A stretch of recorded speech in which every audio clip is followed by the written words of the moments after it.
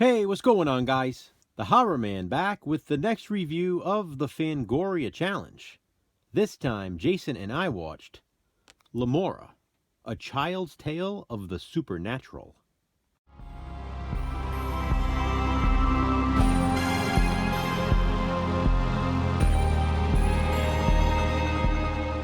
Lemora, a child's tale of the supernatural is a very long title, so from this point on, I'll simply call it Lemora. It's a 1973 horror film, written, directed, and starring Richard Blackburn. Robert Fern co-wrote the screenplay. Lemora is PG-rated horror from 1973, and it plays out almost like a horror version of a fairy tale. It's also, quite possibly, one of the most atmospheric horror movies ever made. Oh, and obviously, according to Fangoria, Lemora is one of the 101 best horror movies you've never seen. Lemora is like an even more twisted version of Alice in Wonderland, with vampires and witchcraft. The late Cheryl Rainbow Smith plays 13-year-old Lila Lee. Lila's father is a well-known gangster, but she herself is very angelic. She even sings solo in the church choir and is very close with the Reverend.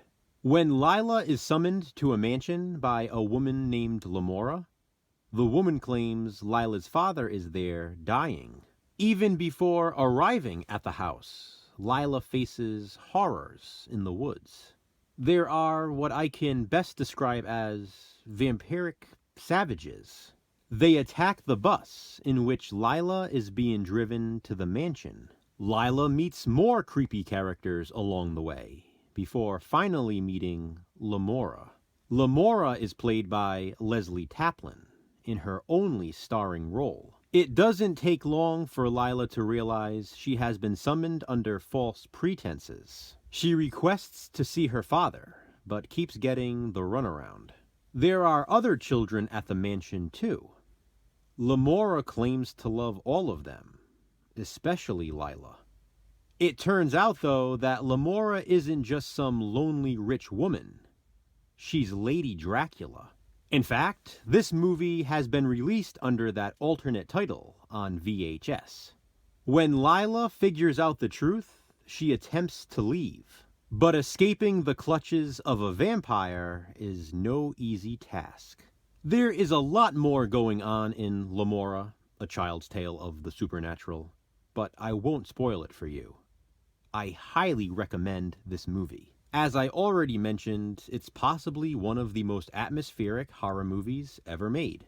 At least that I've ever seen, and I've seen plenty. The colors, the mist, the scenery, it's fantastic. The music itself is also very haunting, and that's how I'd describe this movie. It's a haunting film. The whole thing has a dreamlike quality. It's extremely surreal. Lemora actually has a pretty big cult following. It's a huge cult classic. Ironically, many people haven't even heard of it. I guess that's why Fangoria considers it to be one of the 101 best horror movies you've never seen. I love Lemora. It's enchanting, it's engaging, it's great.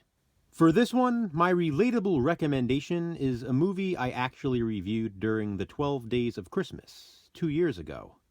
Whoever Slew Auntie Roo. This film was released just a year before Lemora, in 1972, and it has a very similar feel. The lonely woman in the giant mansion, surrounded by children. It's very fitting, but not quite as atmospheric as Lemora. Regardless, I definitely recommend Whoever Slew Auntie Roo as well.